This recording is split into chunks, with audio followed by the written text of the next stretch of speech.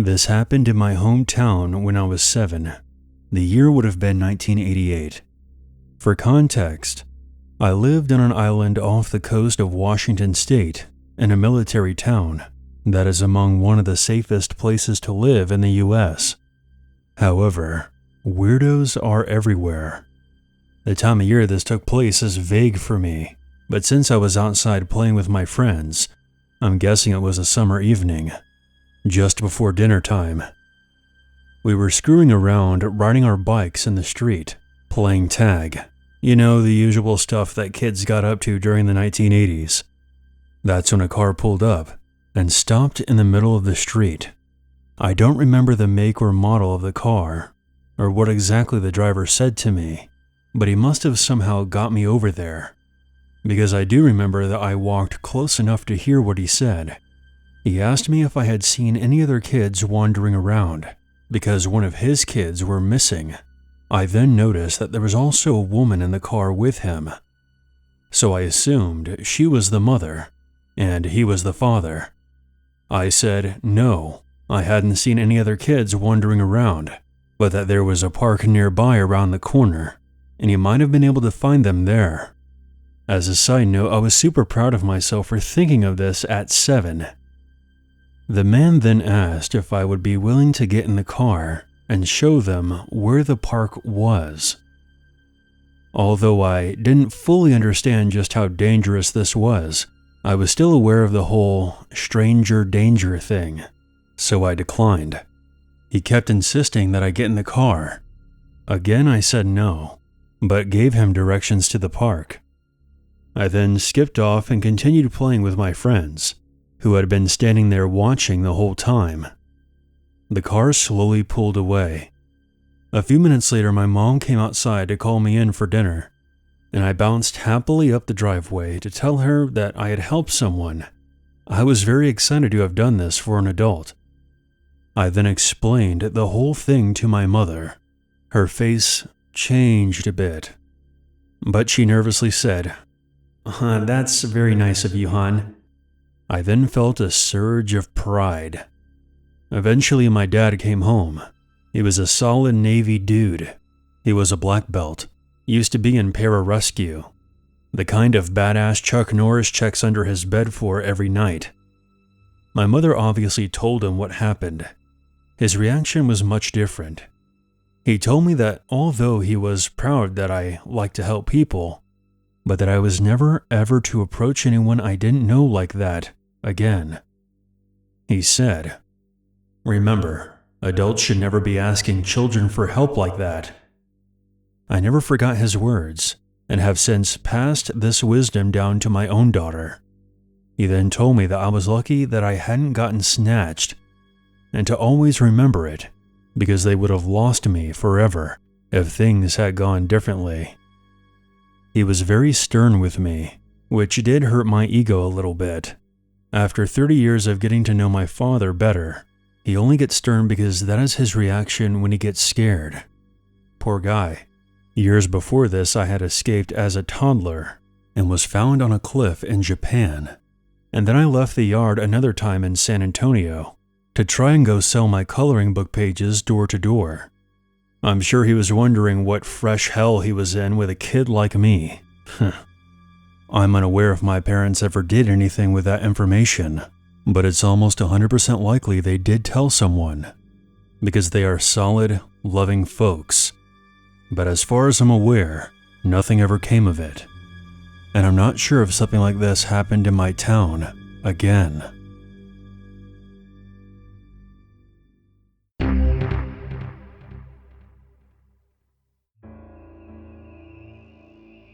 Growing up, I lived in a decent-sized, middle-class apartment complex.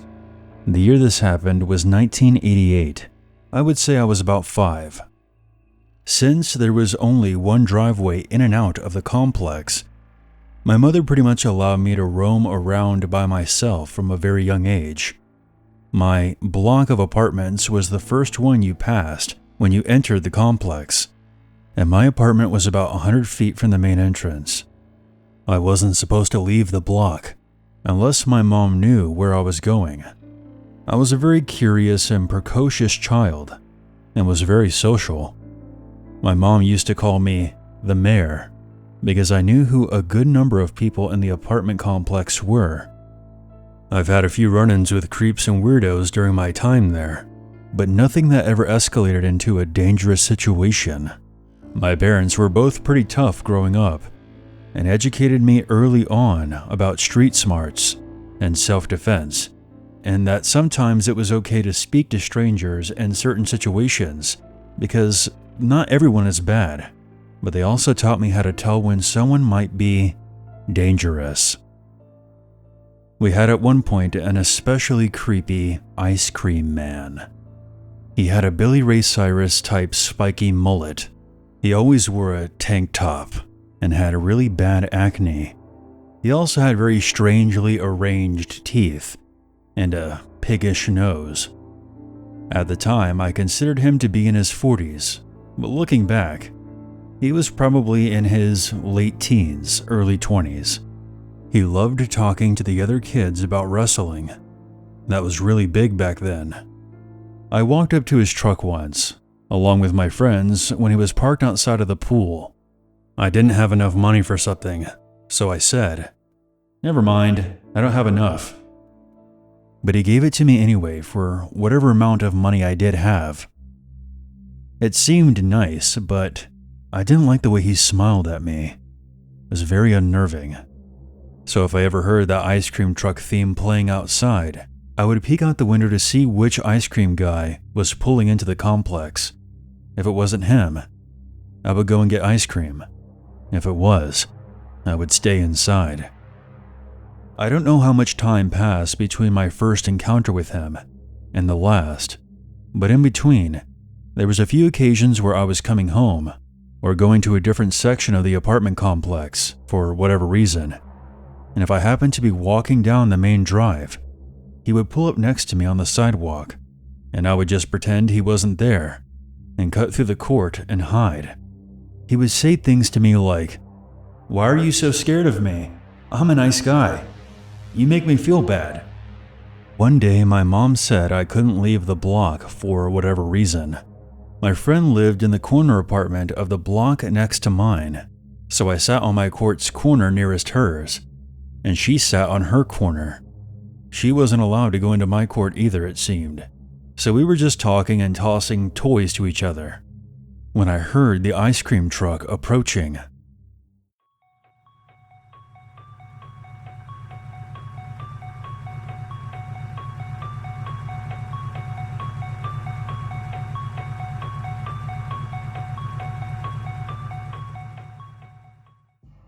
Even though I was at the other end of my block, he saw me when he pulled in. He started driving towards me, and I just ran and hid in my court until he moved further into the complex. I waited what felt like a long enough time. I could no longer hear the music anymore. I walked back to the corner, and my friend had already gone inside.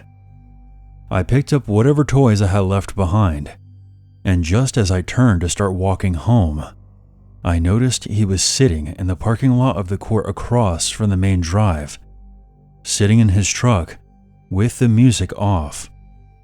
I dropped whatever I was holding and go to pick it back up, and he's already directly across the street from me. "Hey, what's your name? Can we be friends? I feel really bad that I scare you. I'm a really nice guy once you get to know me." He had a tie-dye tank top on. His acne was very flared up and angry, and his hair was really greasy. I remember just being so repulsed by him. My legs locked up, and I was trying to decide if I had a better chance of escaping through the forest that surrounded the complex or take a chance down the main drive. "I can't be friends with you. My mom said so." "Well, let me give you a free ice cream." "My mom says I can't have ice cream." "Okay, you can have a candy or soda, or what about a snap bracelet?" "Sorry, I can't cross the street." "That's okay. I'll come to you. You can ride in the truck and play with the music if you want to." I realized this back and forth was going to be a losing battle for me, so I decided the best thing to do was to play along. "Okay, if you turn the truck around, I don't have to cross the street so my mom won't get mad." He got way too excited that I seemed willing and began to drive. He would have to leave the complex and immediately re-enter it, but it would buy me about 30 seconds. I then took off running. I got home and my mom was on the phone with my dad, who was out of town for the day. I told her what happened and she made me tell my dad. Then they both said how proud they were of me and how I had made very grown-up decisions. After that, unless I was out of town, I avoided all ice cream trucks that came into our complex. I still think about this to this day, and I always tell this story to the kids I babysit. I just hope I was the only kid he tried to bait, and that nobody else had an experience with him that turned out much worse.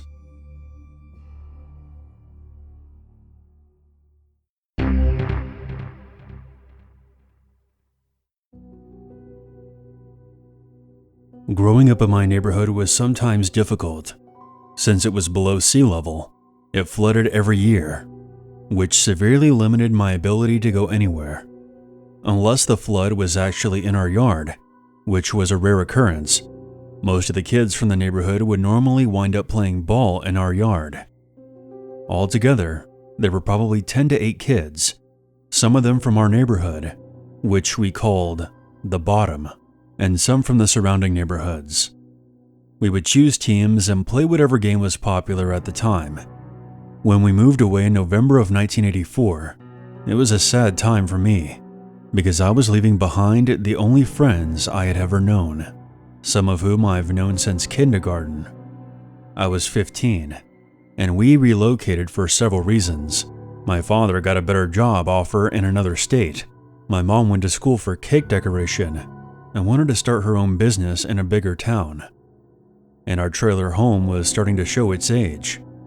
But I think the most important reason my parents decided to move was that the population of the bottom had grown. It attracted a less than perfect quality of resident, if you catch my drift.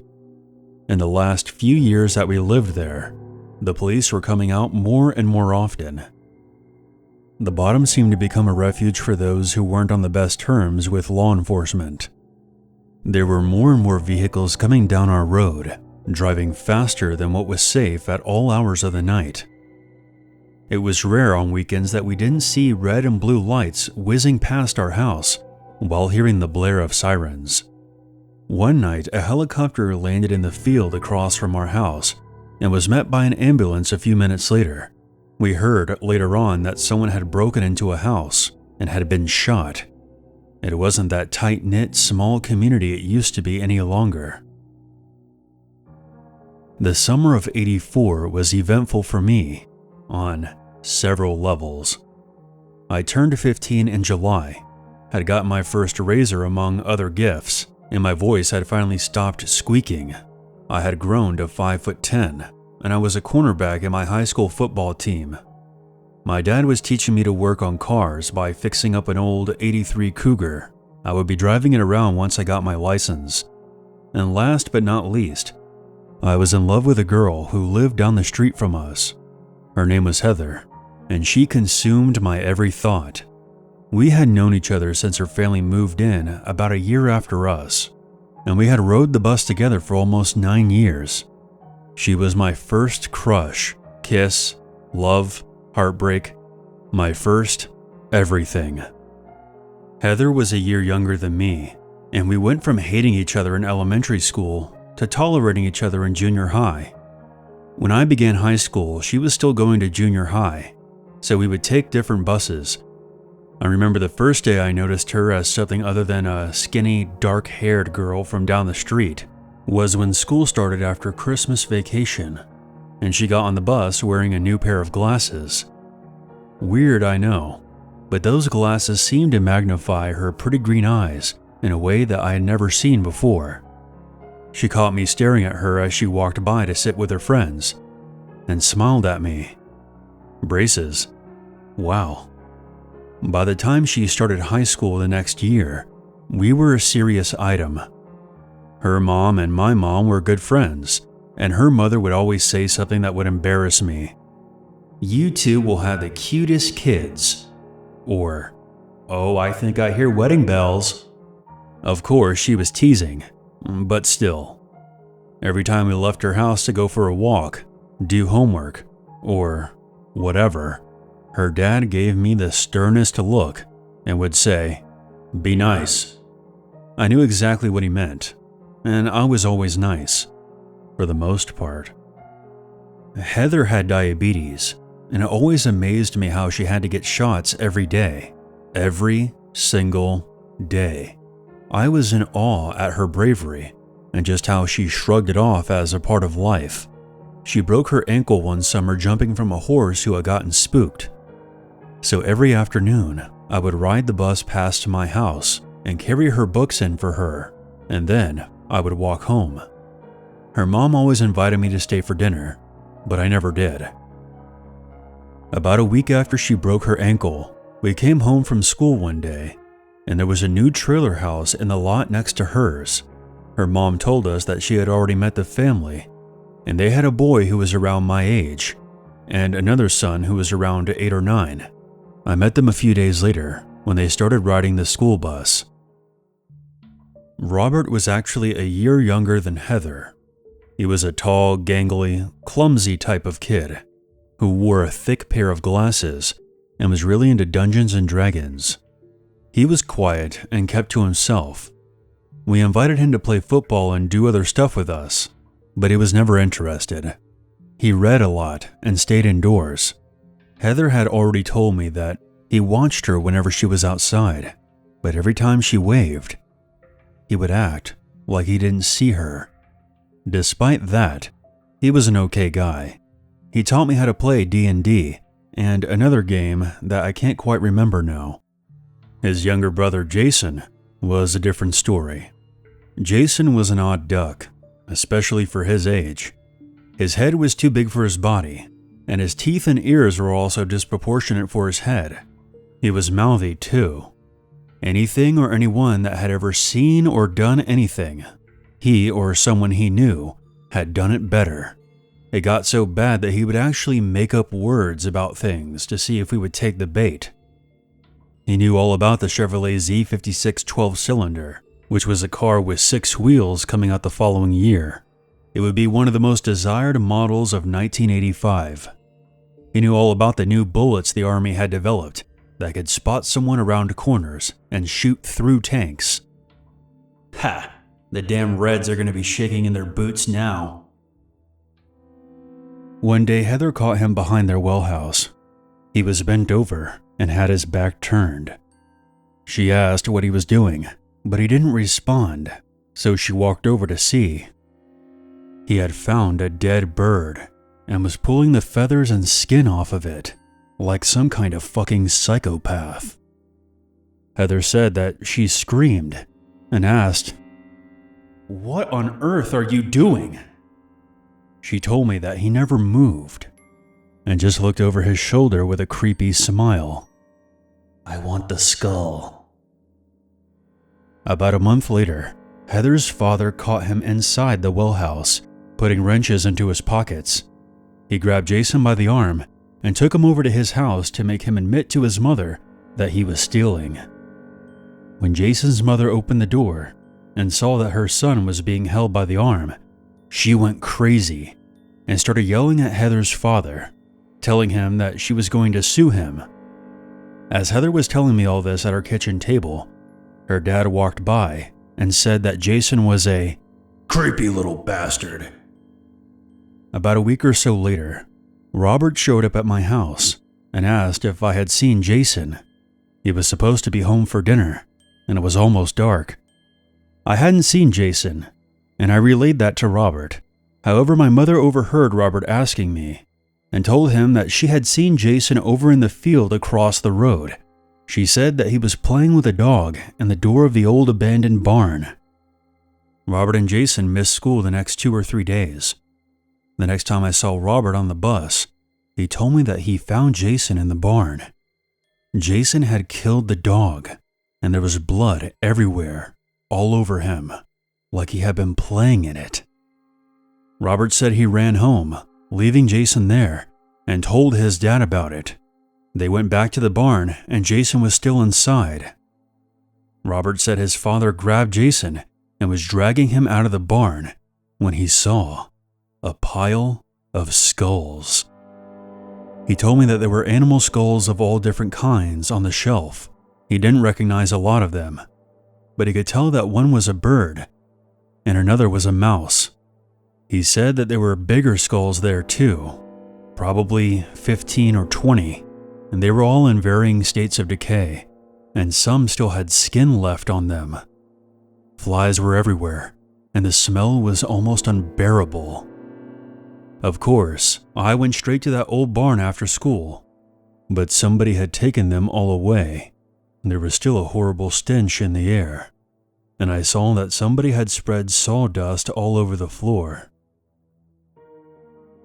Robert told me that his parents had a huge fight the night they found Jason in the barn. Robert's father was planning on taking Jason to a doctor, but his mother kept insisting that he was just a boy, doing normal boy things. Jason wasn't on the bus for 3 or 4 weeks after that. When he did go back to school, he wasn't the same person. He did not speak to anyone, and he didn't respond when he was spoken to. Obviously, everyone had 1,000,001 questions, but he just ignored them all. He just stared out the window with his mouth open, never saying a word.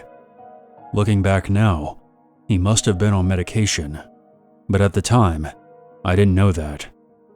Eventually, the attempts to get his attention turned to ear flicks and swats to the back of his head, but there was never a response. Then, one afternoon, we were riding the bus and approaching our stop when Jason began hitting himself. Nobody noticed at first, until a kid named Bobby turned around in his seat and told Robert that his brother was hitting himself in the face and that he was getting blood all over his clothes. Robert got up and sat next to Jason, holding his wrists together so he would stop. That was the last time I saw Jason before I moved 2 months later. Once we were at our new place, I called Heather as soon as we set up our phone. We had already said our goodbyes but promised to keep in touch. Heather and I would exchange letters and cards mostly. This was before cell phones, and long-distance charges were too much, so I was limited to 1 hour of phone time on the weekends. Heather told me the most important news through the letters whenever she didn't want to be overheard telling me any gossip that was juicy. This is also how I found out that she had gone on a date with someone else. Anyways, Heather told me about how Jason was back in school and how he would get into a fight at least once a week. She said that he was talking now, but only when someone spoke to him, and it was only a one-word response. He always had a scowl on his face and walked around with his hands clenched into fists. She said that someone visited his house on Tuesdays and Thursdays and stayed for about 3 hours before leaving. Sometimes she would hear Jason screaming at whoever it was. It seemed that as time went on, his behavior was becoming more bizarre. He was up all hours of the night, standing by his window and looking outside for hours. Heather also told me that she thought Jason's mother was on drugs.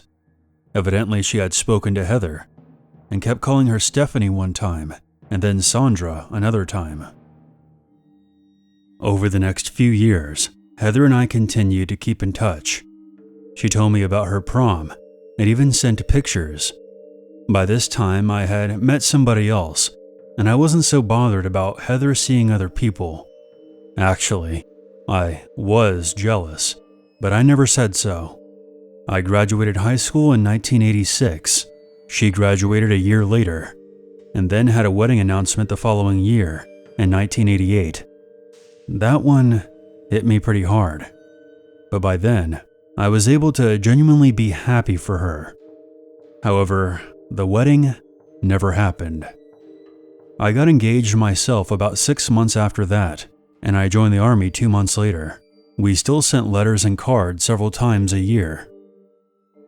Occasionally, there would be something about Jason.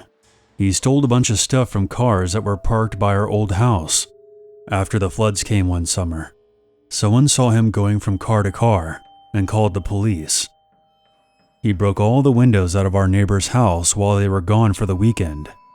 He got caught shooting a pellet gun at someone's horses once, and he was also accused of assaulting a girl, but nothing ever came of it. In December of 1990, my unit was dispatched to Saudi Arabia for Desert Storm. I sent Heather my APO address, and I told her about how my fiancé had left me the previous month. She told me to be careful, and that she was afraid for me, and to promise that I would write her as often as I could, which I did. I received a letter from her in May of 1991. We were still overseas, and had no clue when we would be heading home. When I opened the letter, there was also a newspaper clipping. It was an article about a 15-year-old boy who had shot his neighbor in an attempted robbery and was being charged with murder. The name of the youth was being withheld because of his age, but it stated the name of the victim, Valerie. At first, I thought Heather had sent the clipping because we both knew Valerie. She lived 2 houses down from me. She was a very nice, bubbly woman. She had a huge Great Dane named Ronto. She was one of those people who never seemed to be in a bad mood or had anything negative to say about anyone else. She was one of those people who made the world a better place just by being in it. Then I realized something, and my heart stopped. There was only one person I could think of who would be responsible for this. After reading the clipping, I read the letter. Heather told me that she hoped that I was okay and would be coming home soon. Then she got into what happened. Evidently, Jason got involved with some of the rougher people who lived in the bottom and started using drugs. He had been in some more trouble here and there, and it had gotten worse since his mom left earlier that year. Robert had gotten married and moved to another town. He came back to visit one night, and he and Jason got into a huge fight. Heather was able to hear everything because it was cool out that night, and she had opened up her window for some fresh air. She went on to say that she had heard them fighting and crashing into the walls and breaking things. She told me that one of them had gotten pushed into a window and broke it. At one point, Jason screamed so loud, his voice cracked. After about 15 minutes of this, things got quiet, and Robert left. Heather said that she could hear Jason crying and ranting. She then saw him in front of her house, heading toward Valerie's place. Valerie's husband worked at a grocery store during the day and went to college at night. He was also in the National Guard and was gone a lot during the summers. Whenever he was gone, Valerie's niece would stay with her. Jason was in love with her niece. I can't remember her name now, and I never knew her when I lived there. Heather told me that she didn't give it much thought because she was trying to concentrate on her studies, but when she heard shouting and saw Jason running back to his house, she just assumed that Valerie had told him to get lost, especially if he was on drugs or something. Heather went back to her studies and forgot all about it until she heard shouting again about a half an hour later. She turned off her desk lamp so she could see outside better, and when she looked, the front door of Valerie's house was standing open. She was just about to call the police when she heard a shot and then saw Jason run out of the door heading back to his house. It scared her so bad she couldn't move. She sat in the dark, watching and listening, but was too afraid to draw attention to herself by moving or making any noise. Jason was home for about 15 minutes before he got into his dad's car and left. Once he was out of sight, she ran over to Valerie's house. The neighbor who lived between Heather and Valerie was already there and had already called the police. Valerie's niece was sitting on the sofa, with her legs pulled up to her chest, hugging her knees. She was hysterical and crying. Mr. Votal, the neighbor, wouldn't let Heather go into the bedroom and said, "Keep the door closed. You don't want to see what's on the other side." He then told her to sit with a girl, and they waited until the authorities arrived. Heather went on to say that according to the niece's statement, Jason asked if he could come inside and hang out. Valerie didn't think that was a good idea. The niece said that his nose and lip were bleeding, and he had cuts and scratches on one of his arms. He was asked to leave, and when he refused, she threatened to call the police. That's when he started shouting and left. The girl said that about 20 minutes later, something hit the side of the house, and Ronto started barking. When Valerie opened up the door, a man in a black ski mask forced her back inside with a pistol in her face. He made her lock the dog in the bathroom and threatened to shoot him if she didn't comply. When he talked, the niece recognized Jason's voice and the cuts on his arm. After the dog was put in the bathroom, he made them both go into the bedroom and lay face down on the bed. He wanted to know if they had any money, and Valerie told him that there was money in her purse. The niece said all was silent for about a minute, and then she heard the gun go off. Jason then ran out of the house. The police would find him a few hours later at a friend's, where he was arrested. He was later tried as an adult and sent to prison. I don't remember the length of his sentence, but as far as I know, he's still incarcerated. When I first met him as a kid, I always thought he would grow up to be a piece of shit. I had him pegged right from the start. There's this intrinsic intuition that people sometimes have, where you can tell the difference between bad behavior and a bad personality, even in children. If you're wondering about Heather and I, we eventually got married, but not to each other. Sorry if that disappoints. That's just how the chips fell. She got married to a man she had met in college, and they now live in Texas with 2 daughters. I'm married to a woman from Argentina, and I've been happy ever since. It's funny how sometimes life works out for the best, in spite of some bad times.